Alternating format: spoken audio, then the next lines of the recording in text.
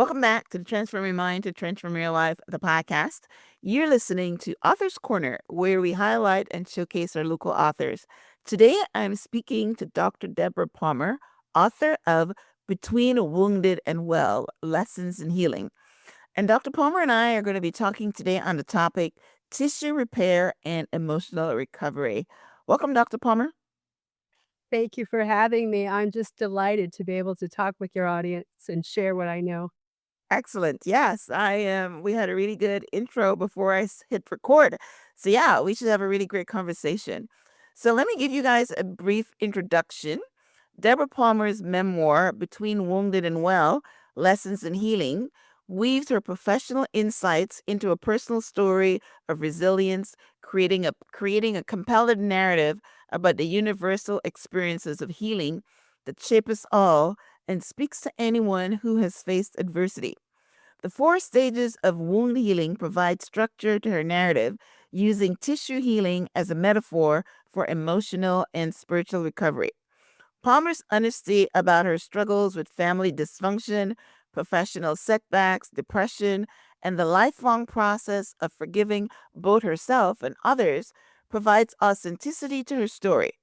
Readers will find themselves reflected in Palmer's experiences, navigating complex relationships, career challenges, the process of self discovery, and the realization that healing is never a straight line, rather, a recurring cycle.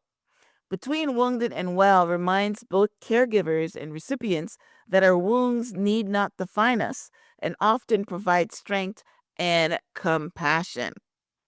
Awesome, awesome, awesome. All right. Well, this is new information for me. So, the first question I want to ask you, Dr. Palmer, is how are wound healing, tissue repair, and emotional recovery similar? Well, both of them are processes. It's not a beginning and an end point. It's what happens between the beginning and the end. It's a process, an ongoing process. And both require successful navigation through stages from one stage to the next. So, in that way, they're both very similar. And both require, first of all, an awareness that a wound has happened before you can address the wound healing stage. And also, I would also point out that, like emotional healing and physical healing, sometimes they're very obvious, but sometimes they're hidden. We can have hidden bleeding and not be aware of it. We could be hemorrhaging inside and not know it. And we can have deep emotional wounds that really aren't evident on the outward exterior of our being. Okay, right. So, bridging our conversation before we hit record, you mentioned about the AES study that says that if you experience trauma at a young age, then there are certain things that affects your brain and affects your life. You want to, talk about that while we're recording? Sure. What you're talking about is the Adverse Childhood Experience Study, which is known as the ACE study. It came out in the 1990s by Dr. Vincent Folletti, who worked along with the CDC in conducting a study across the country. I think he had about 30 some thousand participants in the study. And what he discovered is there's a correlation between the number of adversities a child experiences while their brain is growing. He chose people under the age of 18 and the likelihood that they will develop chronic diseases. Now, this was not a cause and effect at that time. This was merely a correlation. We have now learned that the adversities cause peaks in stress hormones. And the peaks in stress hormones actually damage two parts of our brain, the amygdala and the hippocampus. And these parts of our brain are related to how we soothe ourselves. So children learn self-soothing behaviors to overcome the damage that's happened. And in essence, this causes addiction types of behaviors, overeating, using food to comfort and soothe, or smoking, or drugs, or alcohol, or unhealthy behaviors, just Sometimes it's really risk behaviors because they trigger that stress hormone, that high, that emotional high you get when you are doing really risky behaviors. And over time, these don't serve us well. They set us up for more failures and contribute to long-term health problems.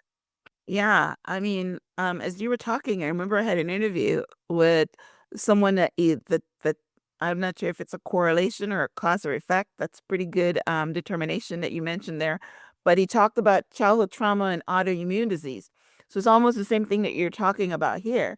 That these things, the trauma, if it's not addressed, it goes um into something else. And yeah, and suiting and whether you are held, whether your needs are met as a child. And it's interesting that you said 18, but I thought that, I mean, a lot of people are talking about what happens before the age of 7, which is when, we start, our brains stop the download and we start going into our own brains. But one of the things that you are talking about is that you said there's 4 stages of wound healing, and that was the framework of, writing your memoir. So, I'm assuming that we're not talking only physical wound, but you're talking emotional wounds. So can you tell us what those 4 stages are? Right. So I like using analogies or metaphors to explain more complicated concepts. And as a nurse, I was very familiar with the 4 stages of wound healing. Stage one, bleeding, hemostasis. Stage 2, inflammation. The body gears up to fight against the bacteria, to defend against infection, to eliminate any debris or broken tissue from the body. In stage 3, proliferation, the building up of the new tissue to fill in the big gap. In stage 4 is transforming that into uh, more useful tissue again and turns into scar tissue. We call that the transformation or the maturation phase. So I use that as sort of as framework, and I came up with my own 4 stages of emotional healing as a metaphor to this tissue healing. So for me, that stage 1, when you start bleeding emotionally, that stage to me is awareness. You need to be aware that there's a wound before you can act on it. If it's hidden bleeding, you need to look for the signs, drop in blood pressure, that kind of thing. Well, being aware that you're wounded is important, but even more than that type of awareness is being connected to the awareness of what is your reason for wanting to live? What is your why? What is your purpose? You see, if we don't have that understanding about ourselves, our value, our purpose, we lose our motivation to want to care for ourselves. Mm. So that's stage 1. Stage 2, I call acknowledgement of our unity. You see, even in physical wound healing, everything has to unite together. All the white blood cells, the T helper cells, the hemoglobin, the clotting factor, everything has to work together to stop that bleeding. And that's true with emotional healing. We can't do it ourselves. It requires some kind of unity with the, the bigger, broader worlds that we live in. And it's relationships, it's personal and professional unity, for services or um, even just so much as a smile from another person. You know, we just can't exist in a vacuum. Our healing requires this understanding of our unity. In stage 3, which is aligns with that proliferation stage where we try to fill in the gap, well, that requires action. So that's the third A. You have this action potential, but you have to trigger it, and that starts with the first step. You got to do something. Knowing about it is not enough. Knowing you need to be unified with something to help you overcome this is not enough. You got to take that first step. It might be a phone call, it might be a note to yourself, something in your planner, uh, picking up a prescription, forgiving somebody. giving yourself some self-compassion, some kind of action to move you forward along that healing process. And then that final stage, just like with physical wound healing, when we have scars, you have to accept it wherever you're left. You know, it happened. It's over. You have to accept it now as a part of who you are, and everybody that was unified with you in that process, whether they were perpetrators or healers, they're all a part of it, and it happened, and until you get to that acceptance point, you can't move on in that, um, feeling like you're healed, and that Yeah. acceptance can be of other yourself, our own sense of guilt, shame, woundedness, mistakes made. You're not a perfect mother. You weren't the best employee. Whatever your struggles are that have contributed to that emotional woundedness. And sometimes you have been wronged by others unfairly. Yeah, it happens. There's something called quiet quitting. My daughter is a business owner. She says, Mom, do you know young people just decide they don't want to show up to work? And they don't even tell you why? Oh Wow. my gosh, what have become? It must be a millennial thing, huh? Wow, that's what she claims. Right, right. Wow, wow. Yeah, because they don't like to work. Everybody wants to be a YouTuber and make millions on YouTube. Yeah, so Or but getting that's in the struggle, the conflict, the explanation why this isn't working. It's easier to just avoid it and ignore it, but you have to acknowledge it, accept it to move on. So that's yeah. my 4 emotional healing stages. Well, that's pretty good. Now, your bio talks about that you had family dysfunction and professional setbacks and depression and all that. So maybe this is a good time for me to ask you, how did you get to stage 4? How did you walk me through your stages of Well, getting to stage 4? like I said, it's cyclic. I've gone through these stages many, many times. We have setbacks, we get rewounded. Mhm. Sometimes we haven't completely let go of something. We thought we did and it comes back and we take it back. So it's an ever-ending life process. I Mhm. was a 14-year-old mother, and I would say I was looking for love in the wrong places. Places. Wow. And so it's because I felt sort of abandoned. My parents weren't emotionally available to me. They had their own struggles going on at the time. And I don't think I'm unique. I think that is a situation that's happening more and more across our country. And I would say that those 4 stages were included. Um, I had a tribe. It wasn't my family always. It might have been a local Girl Scout leader or a Sunday school teacher or a caring mother of one of my best friends, so that there people showed up. I didn't know it until I started writing my memoir that we never go through life alone, and sometimes we don't acknowledge all the people that were there helping us along the way. So I had that. I also was exposed to Christianity as a young child because my mother decided it would be easy to send me to Sunday school. She wouldn't have to deal with me on Sunday morning because she worked the night, really late into the night as a waitress. Right. So these kind Sunday school teachers gave me a sense of belonging and helped me feel loved and exposed me to the concept of forgiveness and you don't have to be perfect and your God loves you no matter what. So those were some Right. really early um, markers in my brain that I clung back to over time. So people my tribe changed over time. I got an education. I did go on and become a nurse, and I Mhm. would say my nursing education, logically, I learned a lot about psychology and that helped me, not only understand myself, but the people around me and to accept that, we're all pretty much doing the best we can with what we have. Give Yes. each other some slack, and Right. I think that helped me a lot because I adjusted my expectations of others to be more realistic. Mhm. Okay. Well, that's a good story, and I'm glad you point out that, yeah, I mean, it doesn't stop with childhood. We get rewounded all the time. Yeah.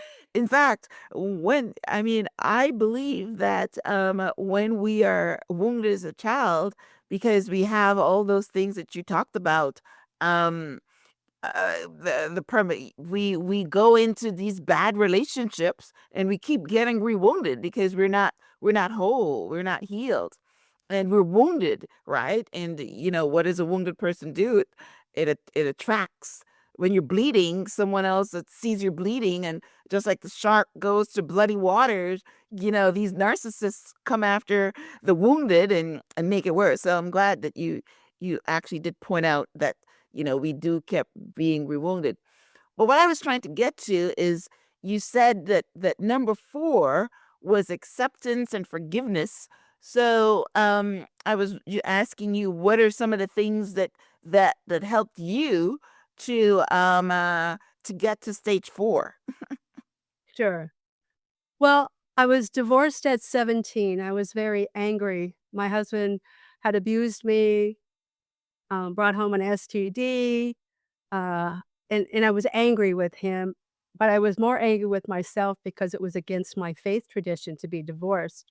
Mm. So I had to come to a point of forgiving myself Okay. that I made a mistake. I had poor judgment. I was still a child. So coming to self-compassion and Yes. then coming to the point where I had to forgive him. He was 19 years old, Yeah. wasn't a mature male yet. We're all just human in this. We're all learning together how to get along. And so Mhm. just step by step, facing what hurt, acknowledging it, and letting it go. I guess letting it go is a big part of it. And I learned that through AA has a prayer, the Serenity Prayer. I love that. Grant me the wisdom to accept the things I cannot change, the courage to change what I can, and the knowledge to know Know the the difference. difference. Yep. And I was exposed to that at a young age, and it really helped me. Right. Yes. Very good. Very good.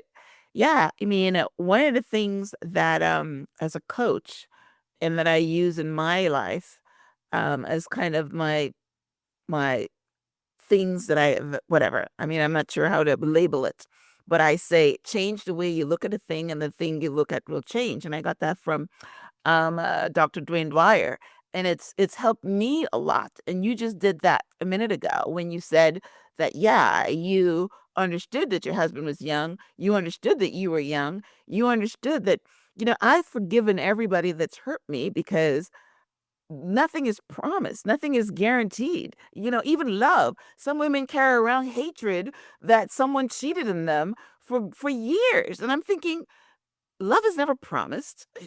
You know what I mean? And wait, I mean, that's why there's divorce, right? So yeah, change the way you look at a thing, and the thing you look at will change. And that's exactly what you did. You got to get to that acceptance part. So that's amazing. Now, in the four stages of healing, do you think there's a hierarchy? Um, I mean, I like the fact that you said, you have to be aware, you have to have support. You called it a tribe, integration, and then acceptance. If we were to do just one of those things, what would be the hierarchy? I'm glad you asked that. I didn't realize there was a hierarchy until you asked me that. The 4 stages cannot progress without the first one, which is the most important one, and I have a new name for it. As a nurse, I know about the vital signs, blood pressure, temperature, respiratory rate. Well, I think this is a new vital sign. It's the number one most important vital sign, and that is that purpose in your life. Mm, You need passion to as fuel to make that purpose a reality. If you don't have a sense of what gives me meaning in life outside of my own self, uh, a reason to get up tomorrow, what motivates me, you'll never get through the rest of the healing because you won't feel worthy of staying alive to fix it.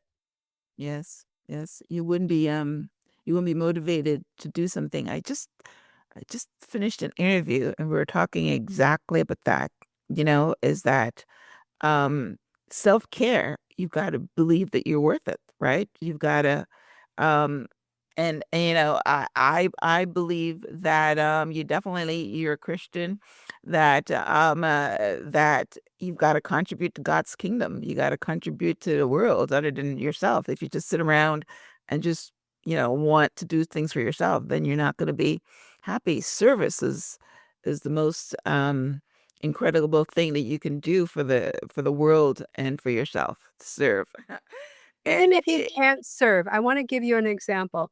A student brought this to my attention. I was a nurse practitioner professor, and she was in a hospice setting, and she had a patient that was terminal, probably wasn't gonna live much more than a week or 2. And every day they rounded on their patients, they asked what was keeping them going that day. mm, And she said, "My patient said, I have to keep going because I promised to show up for my granddaughter's wedding. It's gonna be online, but goodness. I'm gonna be there, and she's gonna know I saw it, and I sent my blessings, and That's I have to beautiful. do that." And I thought something that simple, just Yes. showing up on Zoom to see your granddaughter get married was enough purpose to keep her going for another day or 2. You know, we all need that reason to keep I going. mean, I'm getting goosebumps, but that almost happened in my family as well. My uncle just died in October. But his daughter got married in May. It's it's lasted a long after that. But in December, we didn't think that he was going to make it until May, because he had cancer. And you would not believe it that she said that he had such a boost of energy. He was able to walk her down the aisle. He was able to dance at her wedding because that was important to him. And then he just went down the drain after that. But yes, I mean, that keeps a lot of people alive. Wanting to see their grandchildren married, wanted to walk their children down the aisle. I mean, yes, it's a beautiful thing that you just mentioned, right? Doing it for someone else and saying, you know what, I'm gonna be there for someone else because that someone else needs my presence because it's gonna make their day better. So yeah, I mean, that's why you can actually choose to live. I mean, a lot of times I hear people saying, you know, you have to give them permission to go because they're waiting around for you to give them permission to go. Yeah, we apparently have the choice. And, I think what fuels that purpose is love. I really Yes, do. of course. Yes. Yes. Okay. Feeling loved yourself is you've Yes. gotta have that first. Yes. Oh yeah. Love is very big. Yes. And it's, you can love yourself, but loving others is also the greatest energy. Amazing. All right. So, tell us about your memoir, Between Wounded and Well: Lessons in Healing. Why did you write it, and what do you want readers to walk away with after reading? Sure. I wrote it I started outlining it during COVID. I had 40 years of journals that I summarized because I had a lot of free time, right? And I looked at those journals like they were my PhD project, and I looked for a theme, and the theme was healing. I decided I would write it during that time frame because at 2020 was the year of the nurse Mhm. declared by the World Health Organization. It started out I was in awe of what nurses were going through during COVID. I wanted the world to know about nurses. And my life started as a candy striper, a licensed practical nurse, a registered nurse, a hospital nurse, a nurse practitioner, a doctorally prepared professor, and a PhD researcher. So I thought I could use my life story to tell the world about nursing. So that was one reason why I wrote it. But then I also wrote it as a legacy from my own family so that they would realize that our past does not need to define us. Our past generational traumas do not need to define us. I wanted my kids to know that all the problems we've had in our family did not mean you had to have those problems. So I wrote it as a legacy for my family. And as I was writing it, and I researched different topics on mental health crises and suicide, and I realize we're in an epidemic right now of mental health challenges. I decided it was more than just a family legacy.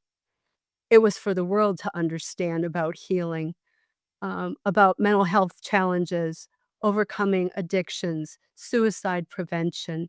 So that was my third reason for writing it. So, what do I want my readers to take away from this reading?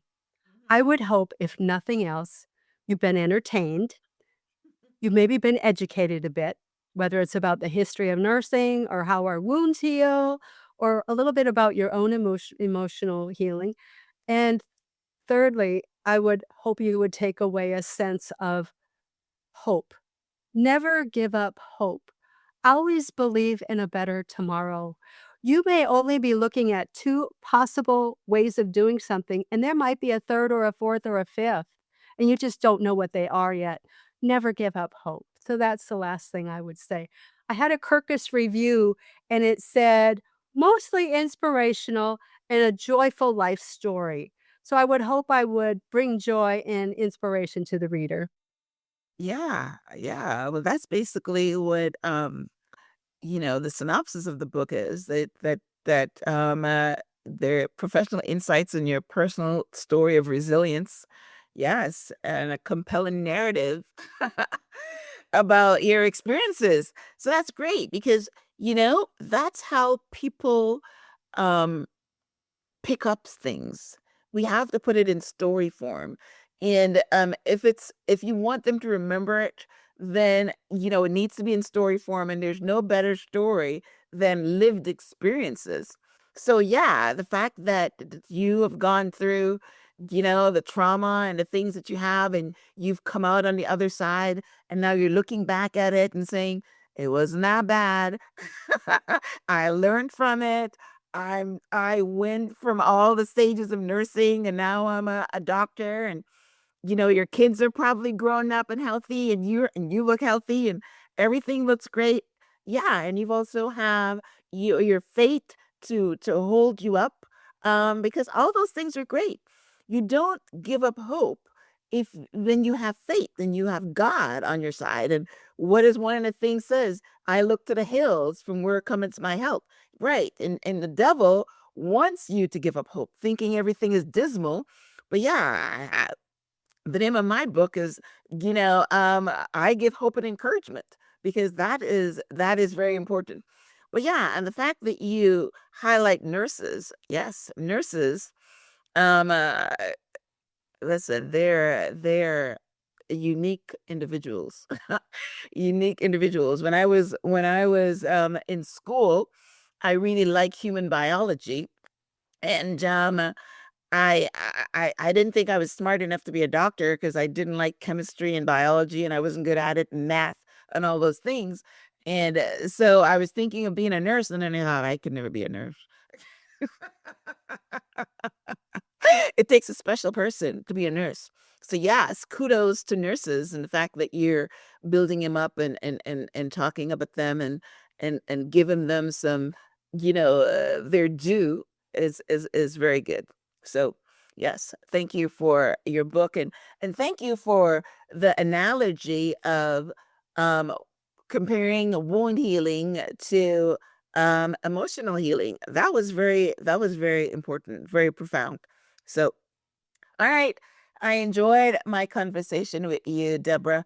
As we wrap up, do you have any last words for any of our listeners? I want to share something Dr. Folletti said. When he agreed to write the foreword to my book, he said, there are too many secrets in the world and they're making us sick. When we hold these secrets of harm that happened to us and they don't come out of us, we don't share them with others who can help us, it makes the problem actually fester and get worse. And he said, because you were willing to be vulnerable and share your secrets, I wanted to write the foreword to your book. And I'm saying this to everybody listening. Honor your truth, whether it hurt or not. Don't discount it because it matters. And letting go of the secrets and being transparent is important for the healing, not only of yourself, you have no idea how many other people might be benefited. I mean, this just reminds me, just this past week, I think of all the young girls that were sexually abused Yeah. that have been Yes. vindicated Yeah. recently. And Dr. Folletti said, when we acknowledge a person's wounds, it's healing. Just being acknowledged, it is very validating that the situation happened, and that validation process is healing in and of itself. Yeah. Yeah. It's very, very true. And it's bad when people don't believe you. You come out and tell your story, like you're raped or something, and then somebody goes and says that you weren't raped. I mean, yeah, that is very bad. So yeah, I mean, transparency has become the new thing. And a lot of people are out there now telling their stories, telling their secrets, and they do it to help others. And that's a very, very important thing because someone that sees themselves in your story, you give them hope, like you've just said. You give them hope that you've been through it and you come out on the other side. And a lot of times when you're going through things, you think you're the only one, right? Yeah. And then if someone says, I've been through there too. I mean, yeah, I mean, you started off, I not started off, you mentioned that you were a mother at 14. Do you know that TD Jake's daughter has made a huge ministry around the fact that she got pregnant at 14? And she's got such a great ministry because she's written books about the shame about being the daughter of a pastor and what happened. And so many women have said, okay, you know what, that's your shame, and I'm going to get strength from the fact that you're so transparent. It helps people. It helps people. And yeah, so it's yeah, you're using your story and being transparent and writing a book and to help others. That is amazing. So tell our listeners where they can pick up a copy of your book. Everybody knows it's on Amazon. If you have a website, if you're in social media, you can just let it, share that now. So my website is deborahpalmer.com, DebraPalmer.com. On that, you'll get updates about the book. It is on Amazon. You can order it from Barnes & Noble. You can order it from any bookstore. And it is an ebook on Kindle. And in January, it will be an ebook on probably 50 other ways of accessing ebooks. And the audiobook comes out next month. I'm in the last bit of fixing a few errors as I narrated the story, part of the story. And the Spanish translation Good is for to you you. in the next couple months. Good for you. You must have a great publicist to be Well, doing all it's that. self-published, Okay. self-marketing, and thanks to you, Myrna, you're helping me because it's hard to do this by yourself. Yeah, well, that's amazing. I'm glad that I was able to give you, what you call it, A platform. a platform, right, and to push this out to the world. Yeah, the podcast is in over 100 countries, so amazing. I will definitely, because I consume my books on, digitally on audio, so I will If you go to definitely. Kindle, you can Yes, pre-read, I think up to 20% of it, see if you yes. really want it. Okay. Last week, it was $2.99 on Kindle in celebration of National Nurse Practitioners Week. If you have a nurse practitioner, uh, tell them about the book. I think they'll love it, as well as the Yeah, general. I know. My sister is a registered nurse, and my daughter's friend is a nurse practitioner, so I know a few of them, actually two of them. So yes, awesome. Yeah, Christmas is coming. Maybe I'll gift it. Awesome. Well, listen, Deborah. Well, listen, great story, great interview. Thank you for what you're doing and the work that you're doing, and for your transparency in your book. I will have a transcript of my conversation with Dr. Palmer on the show page, which is myhelps.us. I will link her to her website and her book. And oh, one last thing. Are you in social media? Deborah Marie Palmer on Facebook Okay. All and right. Instagram. Okay. Excellent. I'm I just starting to build a following on those two platforms. And I'm on LinkedIn. okay. Excellent. I will link out to you on we'll link out to her on Instagram, which is where I spend most of my time. So you can follow her there. All right. Thank you. Amazing. All right, Deborah. Well, listen, thanks again for being on the show. Thank you guys for tuning in to this week's episode of Author's Corner. The our author today was Dr. Deborah Palmer, and her book is Between Wounded and Well, Lessons in Healing. And like I said, I will link out to it from the show page. So pick up a copy and be inspired. All right. Thanks again, Deborah. Thanks again for tuning Have a in. very nice day. You're all welcome. Until next time, namaste.